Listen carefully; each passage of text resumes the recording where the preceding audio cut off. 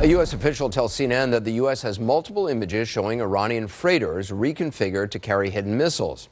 Now, it should point out CNN has not reviewed the intelligence, which has led to the U.S. assessment, and the U.S. government has provided no proof the ships are carrying hidden missiles and other munitions. This new information is emerging as congressional leadership and the heads of the House and Senate intelligence committees, known as the Gang of Eight, meet for a secret briefing on Iran. Our Pentagon correspondent Barbara Starr joins us with more on the Iranian freighters. Barbara, what more are you learning about what this surveillance is allegedly showing?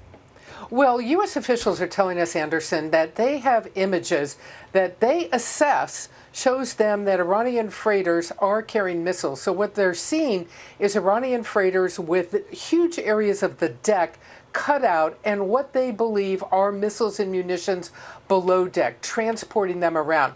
Now, combined with the smaller ships they see doing this, the so-called dhows, this is really weaponizing the commercial fleet that Iran has up and down the Persian Gulf. And this is putting these weapons potentially in range of being able to attack U.S. troops, U.S. military bases up and down the Gulf.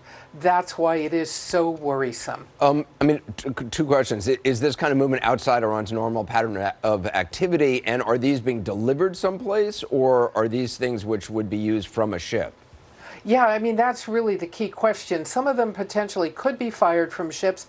Some of them could be put ashore in various places and fired from there, delivered to shore. But that's really the key question. The extent to which this is outside the so-called normal pattern of Iranian behavior in the region. They always have anti-American rhetoric. They always are engaging in potentially provocative behavior. They engage in weapons smuggling up and down the Gulf. But officials are saying this doesn't appear to be any of that. This appears to be positioning missiles very carefully to be able to be fired against U.S. assets in the region. All right, Barbara Starr, thanks. Sure. Well, a lot to talk about with CNN's Fareed Zakaria, host of GPS, and CNN Global Affairs analyst Max Boot, who's also a columnist for The Washington Post and author of the Pulitzer-nominated book, The Road Not Taken, Edward Lansdale and the American Tragedy in Vietnam. Fareed, given these newest developments that we've learned, how dangerous a situation do you think the U.S. is in right now? Well, I think in foreign policy terms, this may be the most dangerous point in the Trump presidency. And I'll tell you more so than North Korea. I think so, because North Korea, frankly, was hyped up by Donald Trump because he wanted to make it seem like war was imminent, and then he was going to be the peacemaker. You notice that now that it became clear that he couldn't get a deal, he's lost interest. The situation is the same. Why is it less threatening now than it was? But here, what's happened is they've ratcheted up the pressure to an extent that an accident can happen, a miscalculation can take place. This is a very messy part of the world. There are Iranian militias in Iraq. There are Iranian militias in Syria. There's stuff going on in Lebanon. And then there's the Persian Gulf. So there are all kinds of flashpoints. And by ratcheting up the pressure and being so unalterably anti-Iranian, it makes it very difficult for the United States to back down. You know, what we find in situations like this for America is it's very hard to back down, because then your prestige is on the line, your credibility is on the line. This is a lot of what happened in Vietnam, where you just can't find a way to back down, so you ratchet up. So I'm worried. Obviously, most likely this will be resolved. But as I say, I can't think of a more dangerous point in the Trump presidency in foreign policy terms. Max, does the intensifying posture level that we've seen on the U.S. side make some sense, given this new information? I think it's very hard to know, Anderson, because we don't have access to the raw intelligence. We're really at the mercy of the Trump administration to interpret what they have learned.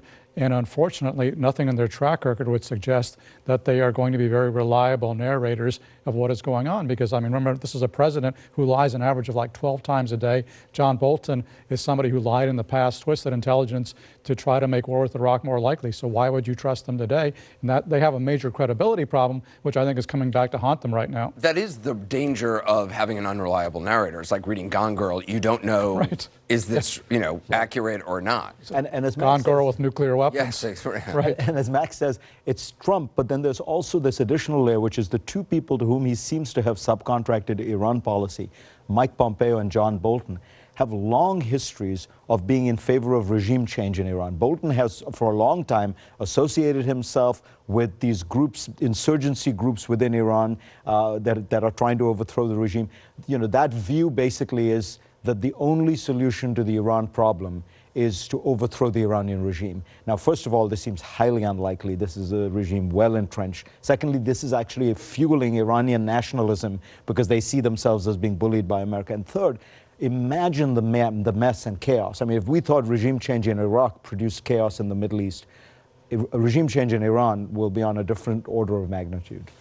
Much more complicated. Much more complicated, much more chaotic. They have their tentacles in Syria, in Lebanon, in Iraq. They can They have proxy armies and supporters all over the place. Exactly. Yeah. I mean, they actually helped us enormously in Afghanistan. They could destabilize Afghanistan where there are still American troops. I mean, this would be Iraq on steroids, a much more difficult military problem. In some ways, Anderson, I think our salvation here may actually be the fact that Donald Trump is basically a neo-isolationist. He does not want to get into a war, but unfortunately what he does like to do is he likes to bully people, he likes to push people around, he likes to put a finger in your chest and try to provoke a reaction. And my concern is that Bolton may be maneuvering him here because we know John Bolton is actually in favor of regime change. He's in favor of military action against Iran.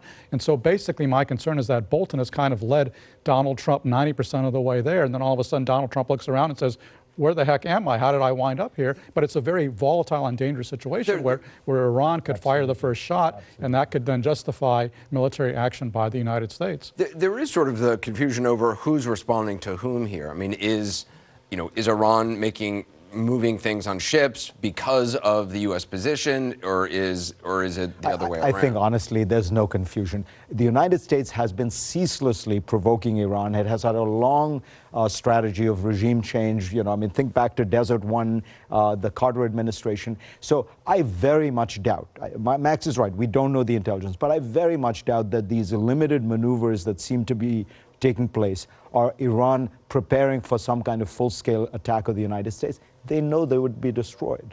Fareed Zakaria, Max Boot, thank you.